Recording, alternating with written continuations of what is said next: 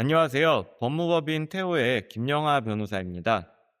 최근 파인다이닝 업계가 한 고객이 인터넷에 남긴 후기로 인해서 매우 뜨겁게 달아오르고 있습니다.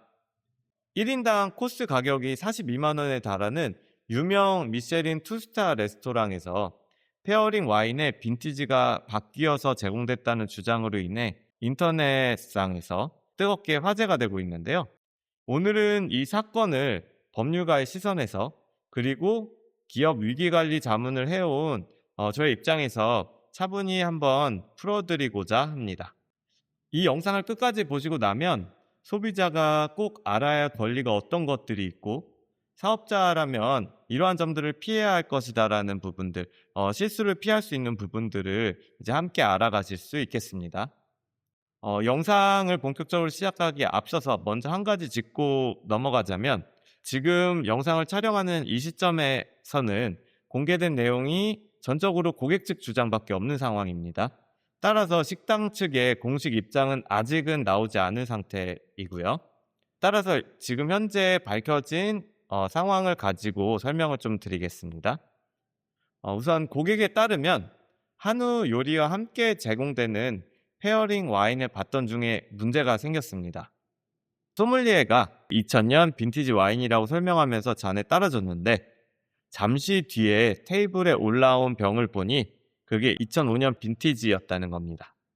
매장 가격으로 따지면 10만 원 정도 차이가 난다고 합니다. 그래서 소믈리에는 2000년 빈티지가 병째로 주문이 들어가서 아래층에 있어가지고 이랬다라고 해명을 하고 있고요. 당일에 소믈리에 또는 식당 측에 정식 사과가 없었다는 게 고객의 주장입니다. 법률 전문가로서 이 사건을 볼 때 가장 큰 판단은 이 질문으로 갈릴 수 있다고 봅니다. 이것이 과연 단순한 착오였는가? 아니면 의도적으로 속이려 한 행동인가? 이 질문의 답에 따라서 적용되는 법도 달라지고요. 책임의 무게도 완전히 달라집니다. 지금부터 그러면 하나씩 풀어드리겠습니다. 만약에 제가 앞에서 설명드렸던 소믈리에의 행동이 단순한 실수라면 이거는 민사의 영역으로 보여집니다. 고객이 페어링 와인을 주문하는 순간 법률상으로는 일종의 서비스 이용 계약이 체결된 거거든요. 그래서 페어링 리스트에 명시된 와인을 제공할 의무가 식당 측에는 있습니다. 근데 만약에 다른 빈티지를 제공했다면 서비스 이용 계약상 이 계약과 다른 서비스가 이행된 것으로 보여집니다. 따라서 이 경우에는 민법 제390조 채무불이행에 해당할 여지가 생깁니다. 이 경우에 고객은 차액 환불을 요구할 수 있고 서비스 보상이나 소정의 위자료까지도 청구할 수 있습니다. 다만 구체적인 손해액 입증은 여전히 쟁점으로 남아 있습니다. 다음으로는 많은 분들이 궁금해하시는 사기죄가 성립될 것인가 하는 문제입니다. 결론부터 말씀드리자면 현재 공개된 정보만으로는 사기죄 성립을 단정할 수는 없습니다. 형법 제347조 사기죄는 4가지 구성 요건을 요구합니다. 첫 번째로는 사람을 속이는 기망행위가 있어야 되고요. 두 번째로는 그 기망행위로 인해서 피해자가 착오를 일으켜야 됩니다. 그리고 세 번째로는 그 착오로 인한 처분행위가 있어야 되고요. 그리고 마지막으로는 그 처분행위로 인해서 재산상 손해를 입어야 합니다. 근데 여기서 이 사건과 관련해서는 가장 중요한 포인트가 있습니다. 바로 사기죄는 고의범이라는 점입니다. 반드시 속이려는 의도가 있어야 사기죄가 성립한다는 점인데요. 바쁜 서비스 과정에서 만약 소믈리에가 병을 단순히 혼동을 했거나 혹은 재고 관리가 꼬여서 이제 과실이 있는, 결국 실수죠. 실수가 있었던 상황이라면 형사상 사기가 성립되진 않고요. 앞서 말씀드린 대로 민사 문제로 귀결됩니다.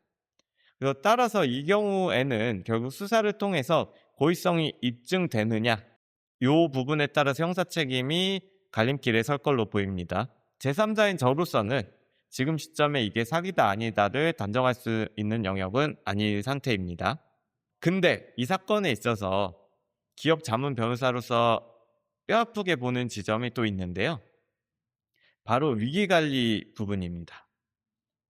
많은 기업들에서 위기 관리에 대해서 자문을 요청하실 때 제가 항상 강조드리는 원칙이 있는데요. 바로 문제가 터진 순간에 가장 빠르게, 가장 투명하게, 가장 책임감 있게 대응을 하시라는 점입니다.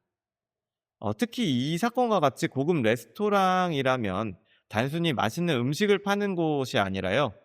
고객이 지불하는 그 큰 금액에는 음식값뿐만 아니라 서비스의 질, 품격이라든지 신뢰가 포함되어 있다고 볼 수 있습니다.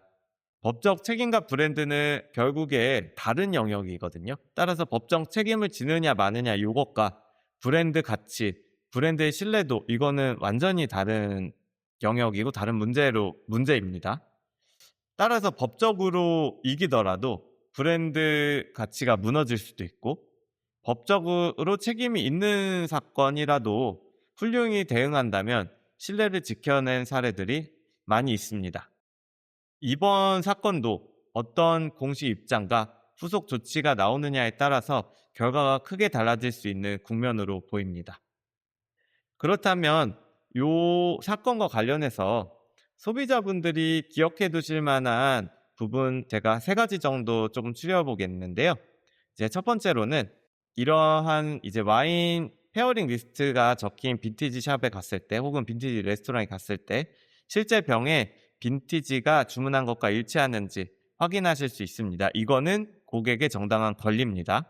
둘째로 이의가 있다면 그 자리에서 영수증과 메뉴판 같은 객관적 자료를 확보해 두시는 것이 좋습니다. 그것이 추후에 분쟁이 생겼을 때 정당한 권리를 요청하실 수 있는 방안이 될 것입니다. 그다음에 세 번째, 분쟁이 원만히 해결되지 않는다면 소비자원이나 분쟁조정위원회를 통해서 권리를 부재받으실 수도 있고요. 또는 변호사와 같이 법률 전문가를 통해 법적 대응도 가능합니다. 오늘 말씀드린 내용은 공개된 일단 일방의 주장을 전제로 한 법적 가능성을 검토드린 부분이고요.